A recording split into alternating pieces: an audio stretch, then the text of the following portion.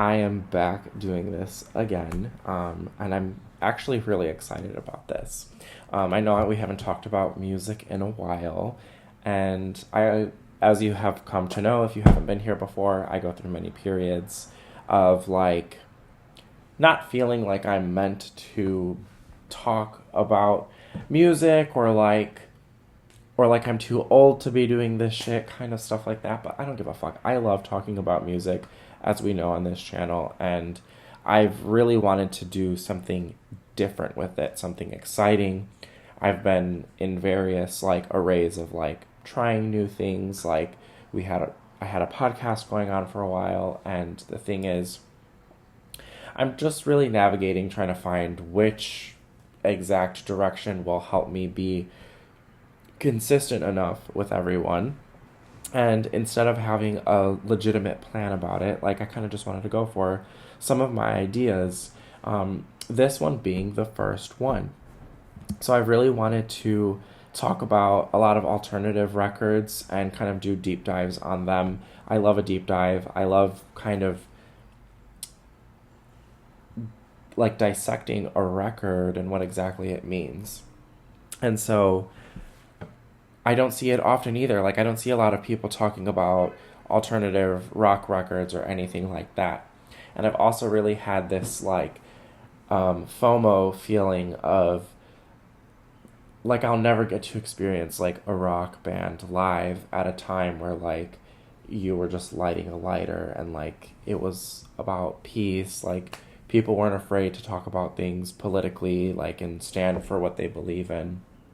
And as I'm learning what that means to myself, I also have just been really diving into a lot of more bands and records and things like that. And I thought, fuck it, why not bring people along on that journey? So we are dissecting bands and their essential albums.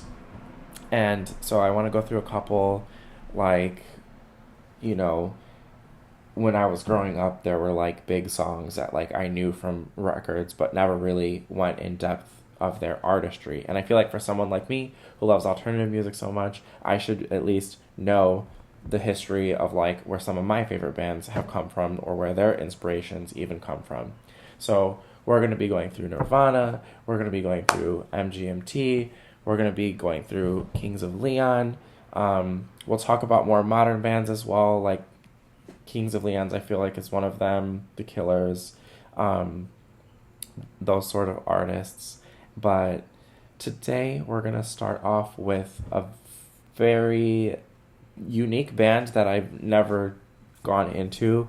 Love their sound because obviously like know their more popular songs, but I've never gone through a record. So I've never gone through their discography or anything like that. And I just don't know why, like now all of a sudden I am gravitating towards these artists and these sounds. Um, I also made a playlist. I actually started this series for myself that's called Control Alt Delete. And it started because I wanted to just make an all alternative playlist, and I thought like that would be a cool title. But then I was like, it'd be cool to have like a trilogy of playlists. And so this year in my playlist is the control year. And for me, what it means to do that is to have a controlled sense of exploration while looking for music. Because, right, I never want this feeling for me to particularly die. I want to always look for music. And I feel like I've reached a place where I've seen a lot of the favorite people that I've had live. I've listened to a lot of their music. I've gotten really good at keeping up with them and their consistency. And I'm just in a place of like more. Like I can have more. I have more room to listen to these people, right? So I want to explore things like that. Like I want to go through AC/DC, Metallica, like a lot of these artists that we still actually luckily have today. And I feel like we're going to end up sparking a resurgence at some point where rock music is very known. Not that it isn't known, but we'll have like a period where it's important again. So I just want to be prepared for that. I could also be delusional. So, okay, back to what we're doing. We are listening to Blur's 1997 record, self-titled record.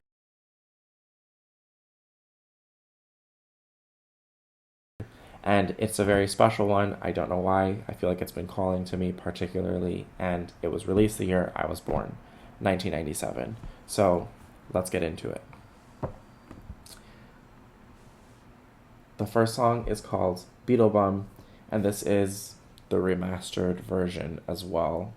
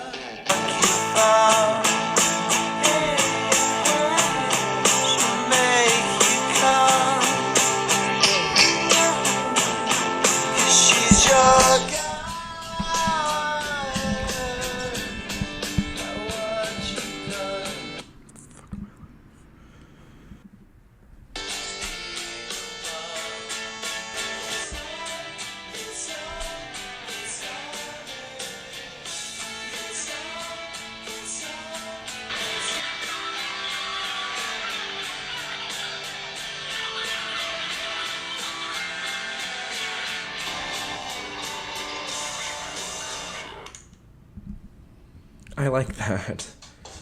I do. Okay, so that was Beetle Bum. I actually want to, check something. I want to know what exactly a Beetle Bum means. Okay. Don't know what it is. I feel like from, lyrical content, though, it's kind of discussing a relationship, obviously. And it sounds like the narrator's talking to the guy that his past girl is with or kind of messing around on. Could it be a friend, saying, what have you done? Just letting you know, she's this kind of person, she will leave you dry. And, he had to leave that relationship to, get these more positive things of, not being angry anymore and being turned on by the whole situation. I don't know. It's interesting. It's very sexual in a sad way. So I kind of like it. As far as the instrumentation, though, it's gorgeous. This is just that pure alternative that I love. And it's older, so it actually sounds a bit richer and more natural. And it just has a lot more feeling to it than, I don't know, a lot more modern songs. I feel like it's much more challenging for people to do that now than it was to have kind of at this time. The next song is a very popular song called Song 2. This is one that I already knew, so we can just kind of jam to it. And this song actually kind of inspired a different playlist thing that I was making. It's just a cute little anime playlist. I don't know if anyone's seen the show Given, but it's about a gay relationship, and they're in a band. And it's so cool because every episode is a song title to something. And so one of the episodes was titled Song 2. And so I think that kind of sparked me to get to even where I am. We all know this song, though.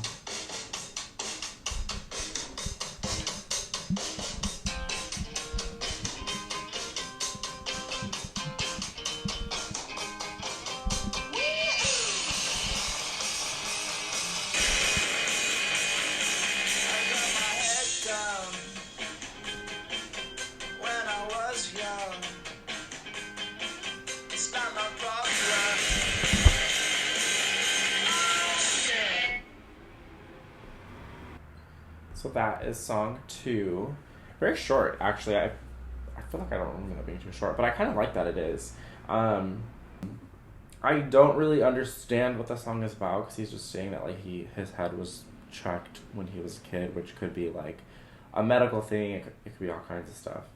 I probably sound so young because I don't know what the fuck I'm talking about, but yeah, I love it.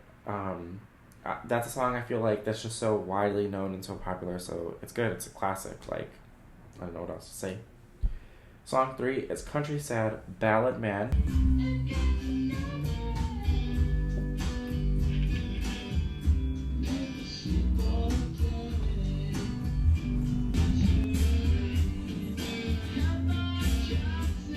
I love that.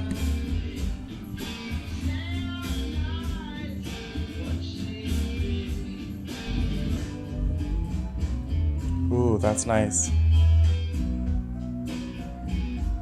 It's almost like a sort of a whistle. It's actually really nice.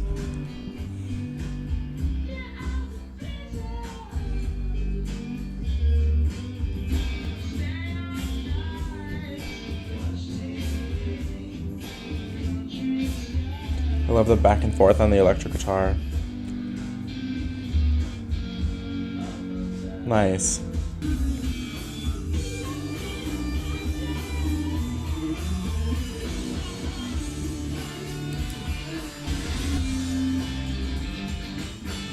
Nice.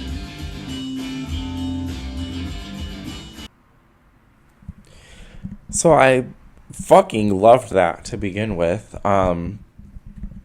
Completely like lost track of like what the message was lyrically, just because like I felt like everything, all the other elements around that song really took over for me. It's very interesting that like, wow, I'm just seeing that there's gonna be like a 9-minute song on this one. I love that. This is the other thing. I feel like I love alternative music so much because like it's just content rich of sound, and this kind of really highlighted that. Just all of the fucking sounds that you hear, like that was amazing. And like, yeah, it's got that bit of the countryness in the beginning and kind of has a steady flow, but everything around it that was like built on top of it is just so beautiful. And that ending is just fucking sick. Let's just say that. Vocally, love his voice. I feel like sometimes bands just have a singer and they need a singer for like the instrumentation purposes, but it's really nice when a voice really flows with the sound as well. I feel like it's the way, the Smiths kind of sound together, but just like a little bit heavier. Again, I could be mistaken. We will be going through the Smiths at some point. I feel like that's essential. But from what I know and have gathered, like this is kind of a little similar to that in like terms of sadness and melancholy and all that. Excuse me. But I love that. The next track is called MOR as an acronym. I'm a whore for a good guitar, so we're already here.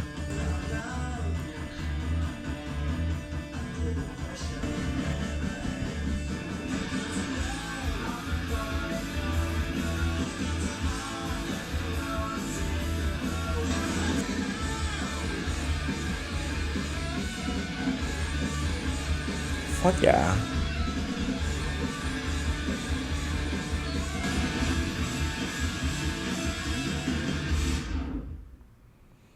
I love that hard cut ending.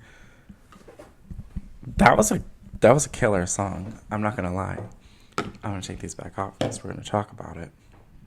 But I feel like maybe like the MR doesn't have exactly an exact acronym kind of to what it's supposed to mean, but it could be just interpreted as more. So more from all of these things we're talking about, and like I just like the juxtaposition between the two kind of things, like lyrically. So anyways, but like, yeah, like how he's saying it's you and me, there's highs and lows. So I really like how he's talking about that like throughout the lyrics, and then like has something secondary to add to it, but that's like honestly positive. Fucking love the instrumentation around this one. I've definitely added like every single song already so far to my rotation, and I'm curious to see how they're gonna fit into things.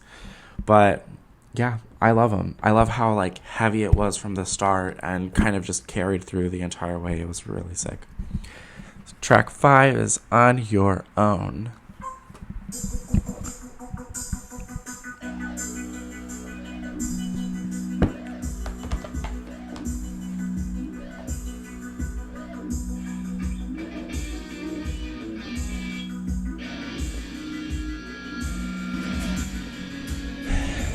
I feel like these last This one even has a bit of like a countryness to like its instrumentation.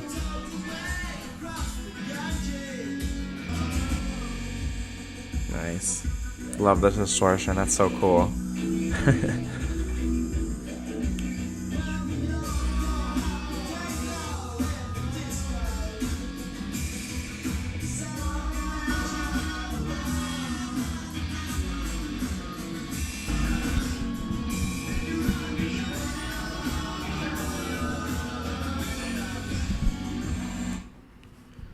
It's like interesting.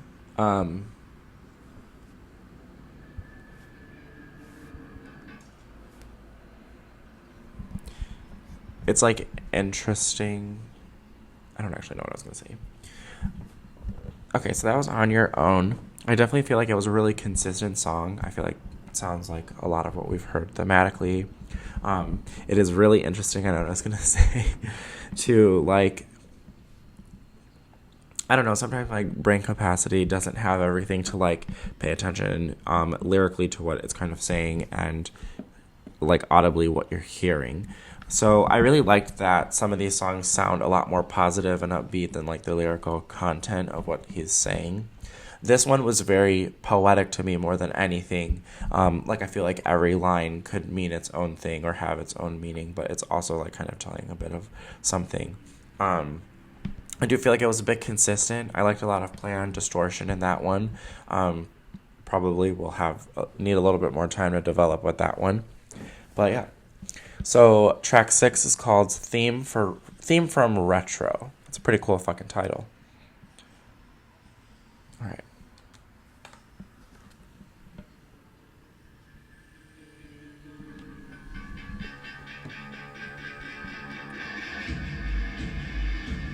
Ooh, that's sick.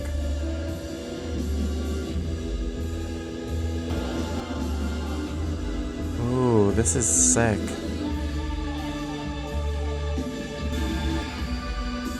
Ooh, the piano. Organ. But you know. So that was Theme from Retro, which I'm not sure if that's just a title or if that's actually a theme from something, like from a movie or, you know, a show or something like that. Even if it's just a title, it's a really good title. And I loved it. I love the ambiance of it. It's very like a transition kind of interlude vibe. And it's actually pretty fucking long. So, you know, and it also really gave me, for what I know, very subtle Muse and subtle like Gorillaz vibes. So I can see those bands and artists being like heavily inspired by this music, for example. So I like having those connections. It's always fun to think of them, especially when you're making a playlist. Then you can put things that are similar from different bands together. I don't know. Anyways, now I'm just talking shit. But yeah, so I actually really like that one. I just love the ambiance of it. It definitely reminds me also of Death of a Party. So I feel like in the remainder of the album, like it's gonna take a bit of a turn from here. So I'm excited. You're So Great is the next track.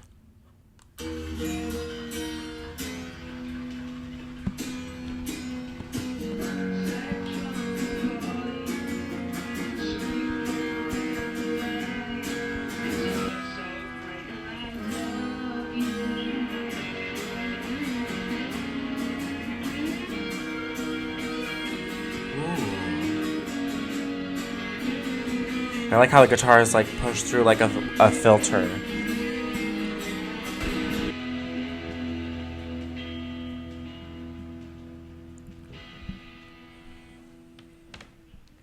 Wow. That was great, actually. I love the bridge, like, instrumental so far. And also very consistent, very uplifting as well. I feel like it's very romantic, and then it's just like the nice subtle guitar, which is really like a really good break from like the heaviness of everything. But then a bit of like, I feel like the electric guitar kind of pulls it back into be like this very cohesive thing. Also love that this was like just written by one person. Next song is Death of a Party. I love this song to death. I've had it on repeat like the past 2 months. I had heard it before as well. This is one of those tracks, but it just, for some reason, has very recently connected to me. And so I was just like, I think it's time to listen to a Blur album. All right.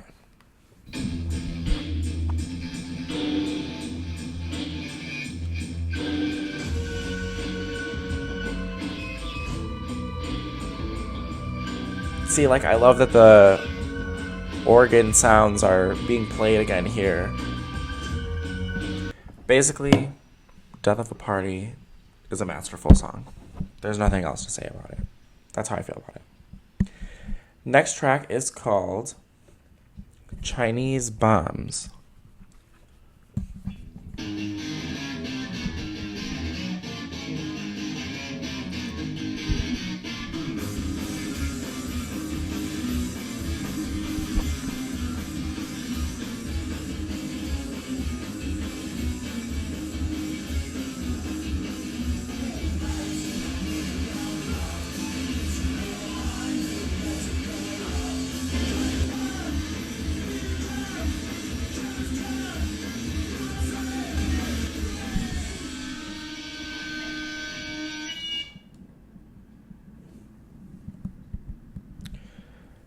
Okay.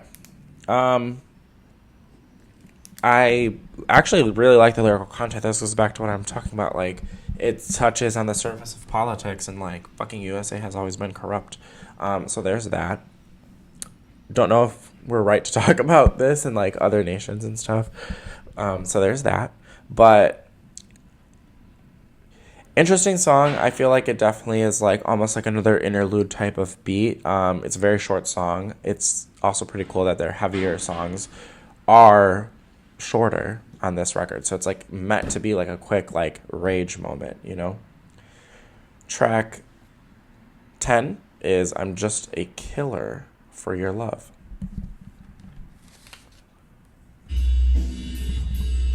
Ooh, another death vibe. Ooh.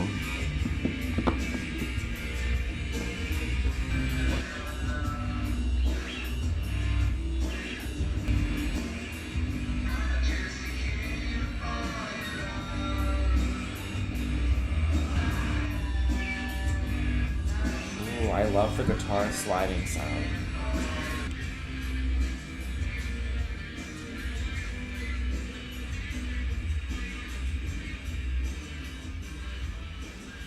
I like that one. I actually like how simple it is lyrically and like how consistent it is as well with its sound. Like it starts right away, but there's so many like instrumentations that are being played around with. Like there's a bit of a wonkiness to it, a bit of a funk. I love the sliding on the guitar sounds. Like there's just so much playful things with the instruments in this one that I really, really admired actually. Excuse me. But yes, there's tons of things I admired. Loved this one. Sorry, I'm kind of rushing through it. I feel like I don't have as much to say as I would like. But anyways. Look Inside America. See, this is the whole title. Good morning.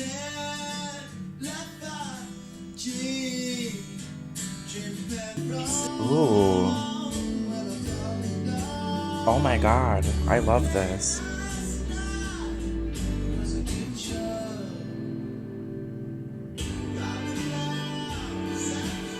Wow.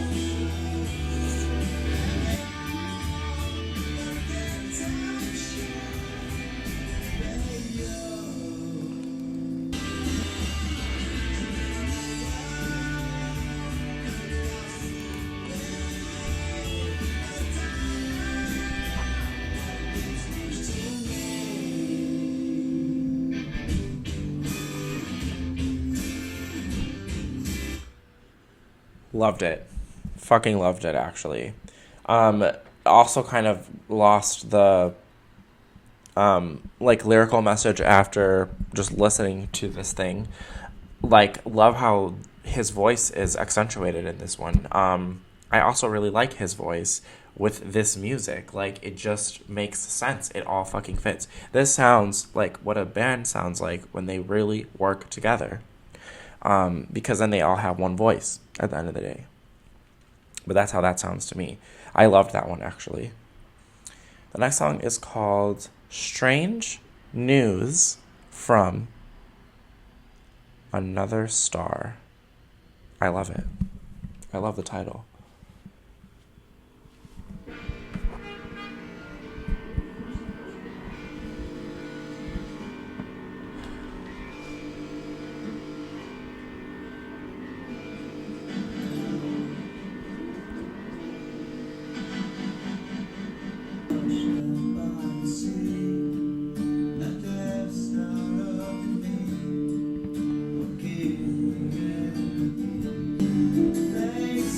Ooh, that fucking sound.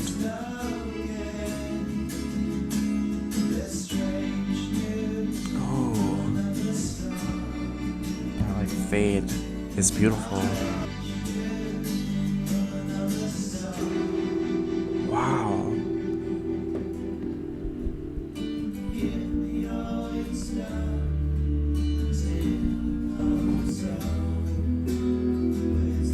I love how it's picking up. Ooh.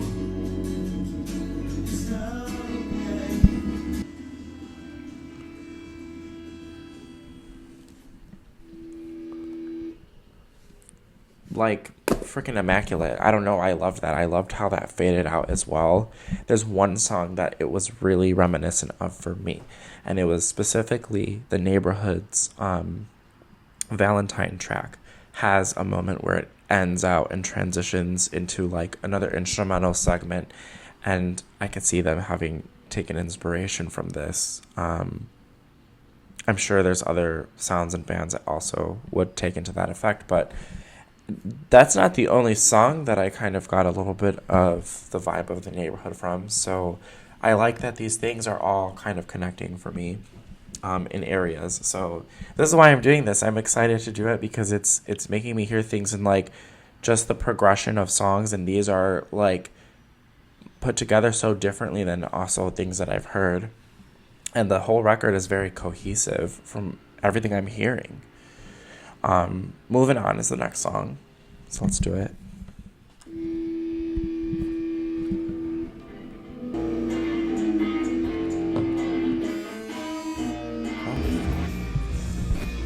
Wow, this entire time I thought I was charging.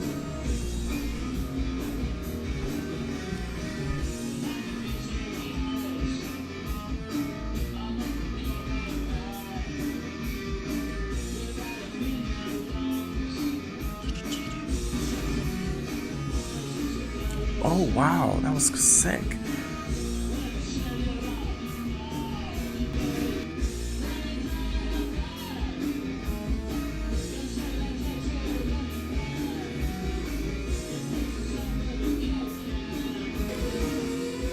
Wow, the way they're fucking shredding that guitar. Oh. This changes things.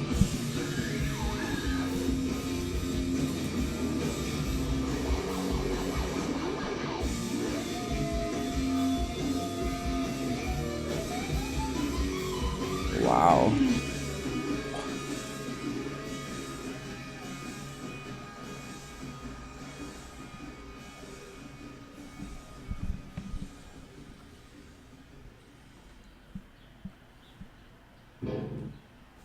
That was such a fun song. I need to take my glasses off for this one. That was a phenomenal track, actually. It's very like I have so many thoughts already, but that song was just like to absolutely purely have fun on the record, like, and just the shredding of the guitar, the like different like back and forth of like everything. It was so good. I have a really hard time, if anyone who hasn't been here before, with repetition of things. So I feel like the actual lyric of like the repetition may take a little bit of time for me, but like instrumentally and like how the song sounds is like definitely one of my favorites on this record. It's just like what I love about bands and how they just have fucking fun. It sounds like it could be one of those songs that they just decided to play in their guitar one day and they all just kept going and like it made a brilliant song. But let's get into this last song of the record. It is called SX Dogs. And then we'll talk about all this. Love it. I want to hear the fuck out of this shit. Hold on. I already love this. Like, it's like a car revving up.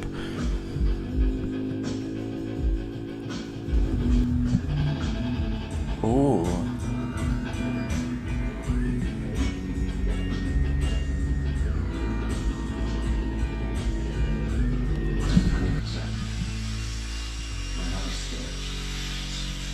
I don't like that.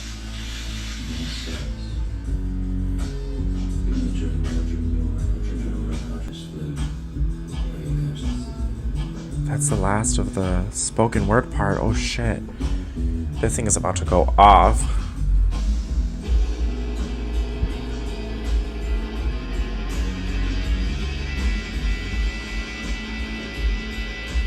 Wow.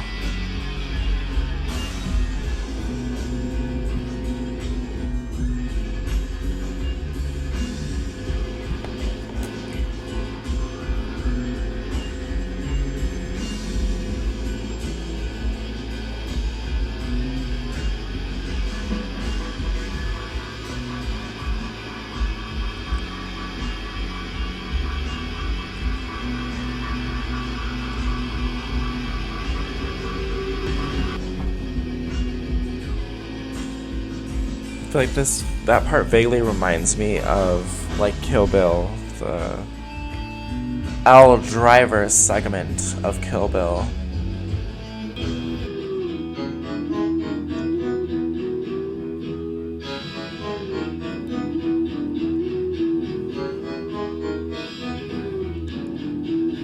I'm all anxious.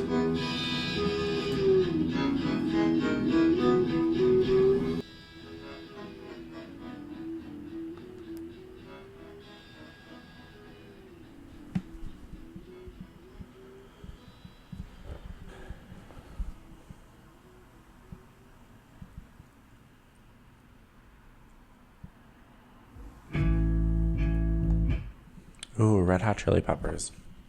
I should probably go through them one day. Okay, so that was Blur's self-titled album, year 1997. That last track, SX Dogs, is really cool because it's obviously inspired from location and where they grew up. And I really liked that it was actually more of a spoken word kind of thing, and it was really playing on a lot of the instrumentation and sounds that we did hear throughout the record, but they were a bit more expanded here. I also love like a good 8-9 minute song. Like I feel like it just takes you on a journey that you're meant to go on, and I really enjoy the like lengthening of the instrumentation at the end. Like that was just such good production. I actually really liked this album. I want to go through it a couple of more times. You guys are all literally watching me react to something that I've never listened to in full, and most of the time when I'm filming a reaction or a review to something, it's that I've listened to it a couple of times and I really want to like almost dissect it rather than react. Just because I have a bad time reacting to stuff, I'm not the one to be like, oh my god, and like get up and fucking dance and shake my ass and all that kind of shit. Like that's just not the kind of person I am. I literally just like to sit, listen, and enjoy and grow with it. And certain sounds and stuff will make me feel like I need to do something. Like they will. Some things do make me feel like I need to dance and jump around and get up and things like that. But yeah, I don't know. I really liked this record. It was very fucking cohesive. It was just very well put together, and it has an overall vibe that's so dark and gritty, and I love the like layover that like softens even the instrumentation. It makes it sound like it's like there's a bit of noise to it. Like I don't know, it's a very good record. It was very authentic. I loved it.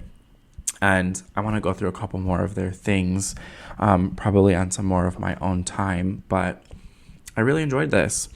If you guys liked this video, let me know. Leave a comment if you grew up with this fucking album. Like, tell me stories. Like, I want to know about, like, the timing of this and stuff, and, you know, how life was, what things were going on. Like, obviously it wasn't my time, so there's that. But I really liked it. I enjoyed it. There's a lot of things from here that I really enjoyed, with, like, SX being one of my favorite things. Death of a Party is still also one of my favorite, but I liked Beetle Bum, Country Sad Ballad Man, MOR, Theme from Retro, You're So Great, I'm Just a Killer for Your Love, Look Inside America, Strange News from Another Star, and Moving On. I feel like all those right off the bat really took me out. I'm not listing song 2 just because it's a song I already knew, and I feel like it goes in this range of songs that, like I heard them growing up and liked them, but because I've heard them so much, like, it's not much to me right now. So I'm going to let it, like, marinate in the album, with what I have, because this is all new to me. And it's the beautiful thing about streaming is that we really get to listen to things, and it's not just like we're finding a record, gravitate towards it, and pick it out. But that is what I'm striving for in my life. I want to hear new music. I want to discover new things. I want to know where things came from. I want the history of stuff. You know what I'm saying? And from this record, I've gotten a lot out of, like, wow, all of the bands I love, going into, like, again, Gorillaz, Kings of Leon, The Neighborhood, Muse, like, all of them. I hear so much that came from this, essentially. So I respect the hell out of it. Great album, and I can't wait for their new record either. I was also interested in that, and I feel like that was one of the things that was like, oh, there's going to be a new Blur album, and, like, I know they're substantial artists, so, like, maybe you should listen. And then, like, Death of a Party came back up in my life, and, like, it just, I don't know why I was gravitating towards it, but I loved it. I loved this sound. I think more towards the end of, you know, this kind of series that I'm doing, will I put out an exact ranking of songs. I just don't feel like albums should be ranked anymore in my life. Like, there are songs that people are going to like. There are songs that people aren't going to like. There are things that you gravitate towards too because you gravitate towards them. And it doesn't need a ranking system or, like, much judgment. Like, just listen to things and enjoy them. That's what I think. But yeah, thank you guys for watching if you did. Till our next video and band that we want to dive into in their essential album hoods. But yeah, bye guys.